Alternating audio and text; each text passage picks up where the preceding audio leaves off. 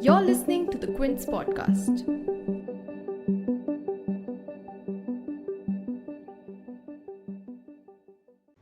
Given a chance, is there any person on planet Earth who would say no to changing something about their body? A tweak here, a little height, better eyesight maybe? In other words, if you were given carte blanche, if you could redesign your body, what would you change? The BBC's Can Science Make Me Perfect aims to look at just that, as it follows show headliner anatomist Alice Roberts on a quest to rebuild her body, taking inspiration from the animal and natural worlds. Hi, I'm Devina Buckshee, the Quint's assistant health editor, and today I'm in conversation with producer Gareth Cornick to look at just how far we can go on our quest for perfection. Hello, Devina. Hello, Gareth. So, I wanted to begin by asking you about the show. It's about redesigning your body. Can you explain how you came up with the premise? So the concept kind of started with, I was thinking about, the phrase "the perfect body," and usually when I hear people use that, they're talking about, someone like Brad Pitt or Angelina Jolie or Kim Kardashian or whoever. And I thought, well, that's nice to look at, but what is the perfect body for the modern world? And I know I have many relatives and I have lots of friends, have relatives, who go for knee operations and hips and wear glasses and have hearing aids and have had heart problems. And I thought, what would the actual perfect body to cope with 21st century life actually look like?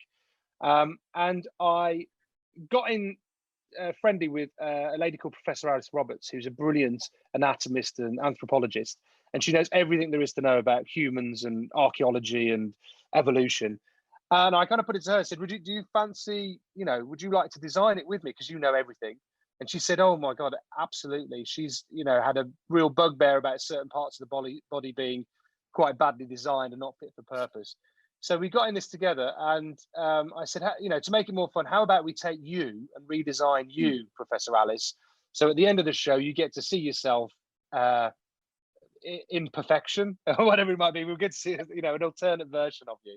And she loved it and she was brilliant. And she really was amazing, sort of taking us on this journey through these different elements of the body and breaking down what is wrong, what can go wrong with your body and exactly mechanically why that happens and where those in evolution, where did those mechanisms actually come from or why are they there? Why are these funny bits there and why do things don't quite work?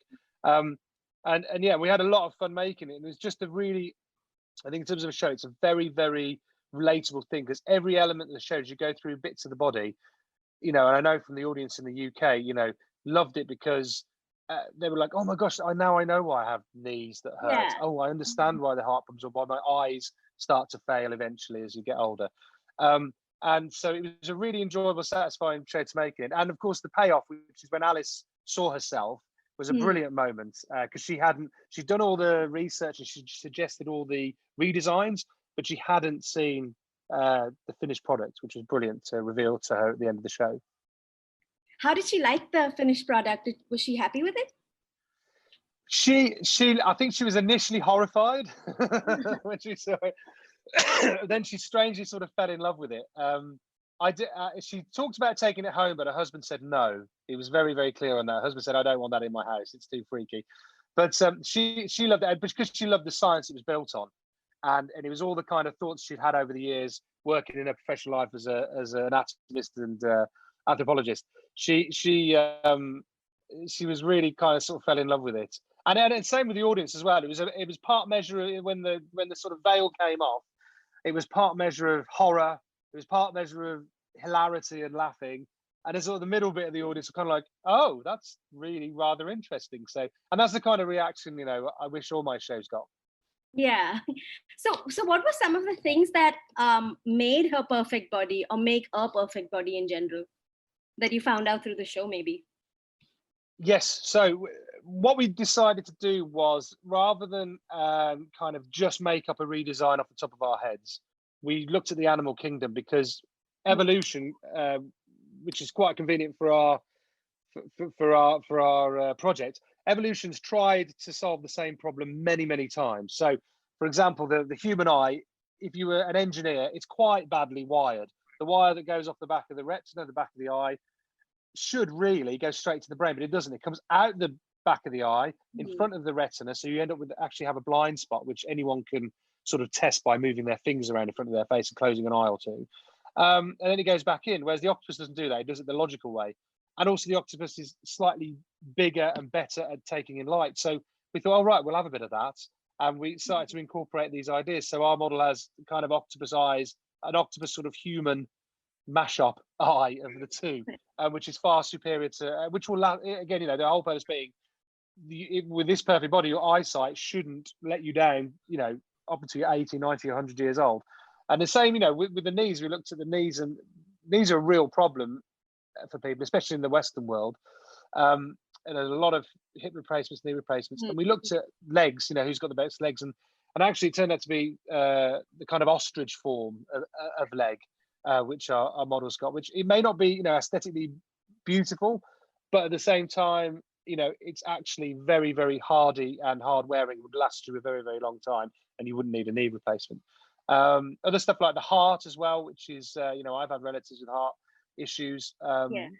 Dogs don't get coronary arteries because the coronary artery is where you get a blockage in the blood that feeds the muscle of the heart rather than the blood going through the heart. We only basically have like 3 arteries that actually feed the outside of the heart. So, as soon as they get blocked, so part of that heart starts to die and you get a coronary heart attack.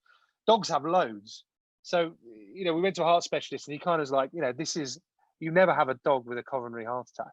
It doesn't happen. So things like that, all these little ideas we stole off the animal kingdom. And it was a brilliant look into what evolution has done out there. It's incredible. Yeah, it's kind of a look at the sort of evolution's flaws in a way, or, where we can learn from the rest of the animal kingdom. Did you find any instances where natural selection or evolution worked in the human body, something that you didn't have to change too much? We left the arms alone because we kind of agreed they were pretty well done. You don't normally get people having, too many elbow replacements, do you, and stuff. And the fingers fingers are quintessentially sort of human. I know apes have them as well, but our opposable thumbs have made the modern world. Everything we have is because of that, really, and language. That's how we got all this stuff. So we left those alone. But what the really sort of interesting, funny thing was, as we set out to make it, and I just thought, well, we'll call up some, a heart specialist, knee surgeon, people who've been working on these parts of the body. That's all they've ever concentrated their whole professional career on. They'll have a list of hundreds of bugbears, and they'll be like, oh yeah, I'll tell you what's rubbish about the knee. Let me, write all this down. And actually, it was the opposite. We got to them, and they were like, redesign it. So what do you want to redesign it for? It's brilliant.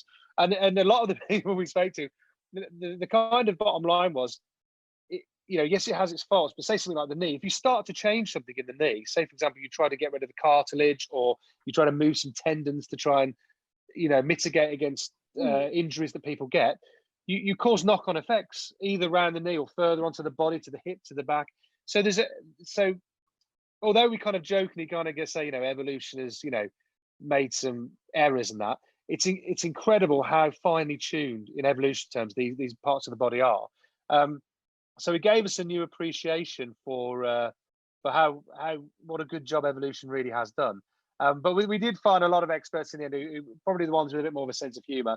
They're very willing to go with us, and very really interesting people that kind of showed us things that could definitely be improved. Yeah, and it's also a really interesting experiment that I think a lot of us have on just reimagining the body, sort of seeing how far you can take it. I wanted to ask you a little bit about this quest for perfection that humans do have as well, and our, sort of desire to play with science really to achieve that, because this is sort of an experiment in that. So if you could speak to that a little bit. Well, I suppose going back to the original thought, I was playing the idea of what people say a perfect body. Yeah. So for me, that perfect body it's all about finding a mate, isn't it? It's all about looking aesthetically pleasing to find as many potential partners as possible. Then you can choose your ideal one. I guess that's the driver. So for me, that's quite that's only the first half of your life, really. If you're going to live, in the modern world now to 80 and 90 years old, that's down there in the first 30, really looking amazing and choosing your partners. So I kind of zoomed out from that and was kind of thinking more about, but what about living a full and active and healthy life? And, I know definitely in the UK, we've got a very aging population here. And, I've got a lot of relatives, elderly, and the real drive in life is people want to live a fulfilled, healthy, active life. They don't want to be sat in a chair for the last 15 years of their life, sort of falling apart. And so I thought that was the sort of zooming out. There's an even bigger sort of quest for perfection, is to get a body machine that really works all the way through your life, so you can have a great life. Yeah. Is there something to be said about, constantly tampering with science and sort of, it could be looked at as, messing with natural selection and messing with it. But then again, that is what, that's what evolution is. And that's why we have these scientific achievements. So did you have any sort of pushback to the show or any criticism of this? There wasn't really any pushback in terms of that. I think what it does show is what is, I guess, kind of scary is some of the stuff that we're showing, although it's very fantastical. I don't think, personally, I don't think we're only a few decades away from being able to achieve some of this through gene editing. So I think that's the with the advent of things like CRISPR, which allows gene editing at a very cheap scale, and hundreds of thousands of scientists are able to get their hands on it now and do all kinds of experiments and hit and miss and maybe discover incredible things that will really change humanity.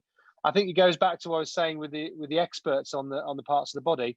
Once you start to get that power to edit things, it's that unraveling. What we've got is, according to a lot of experts I've met, top of their field in the world, evolution's got this very balanced function in the body. Parts of the body are very well tuned and actually very well balanced, even though they do have their faults, over a lifetime.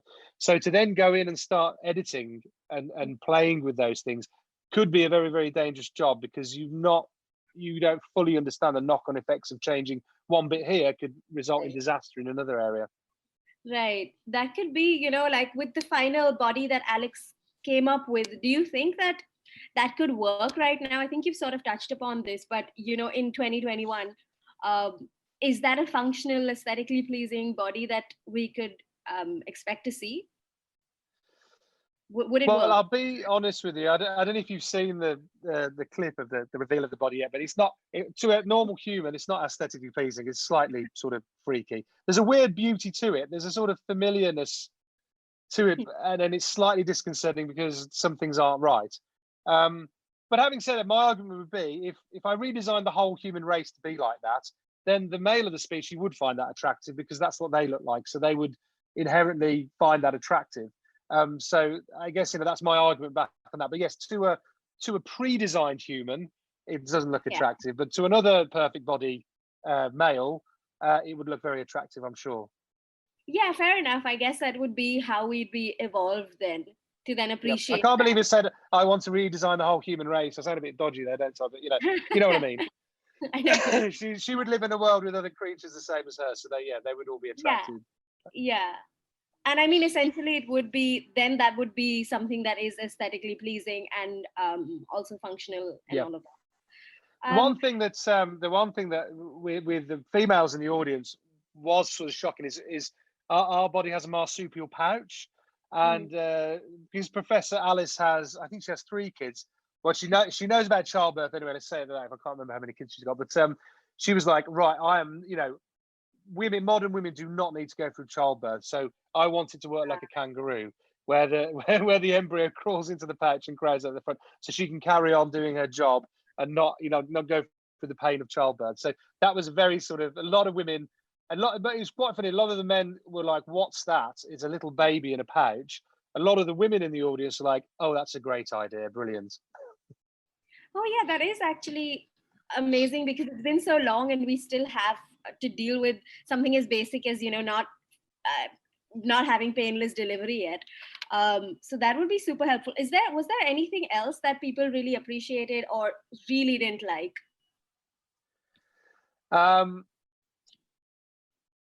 The one thing people really appreciated was the skin we based on the chromatophores on an octopus. So An octopus, certain species of octopus control the color of their skin. They use it for camouflage, but we sort of adapted it to say, skin cancer is quite a big illness in the world. If you could alter your skin color because essentially, the only difference between every human in their skin color is the amount of melanin in their skin, and it's mostly they're evolved in different climates. You want to let more or less sunlight in to not damage your skin and to help generate vitamin D in your blood.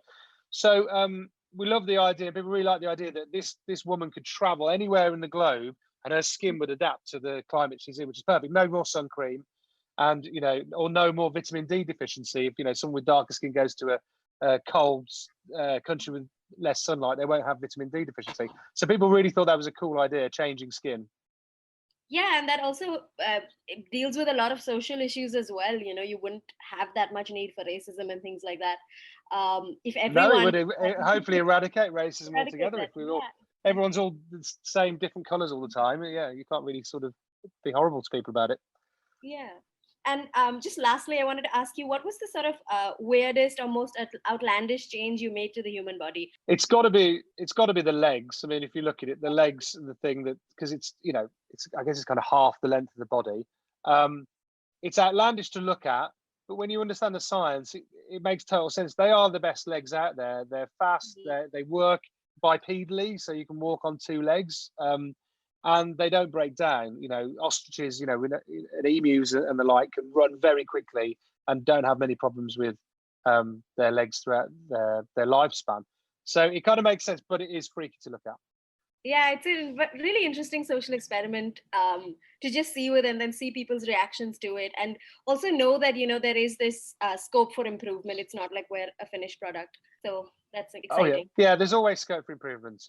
We say perfect in a slightly tongue-in-cheek way.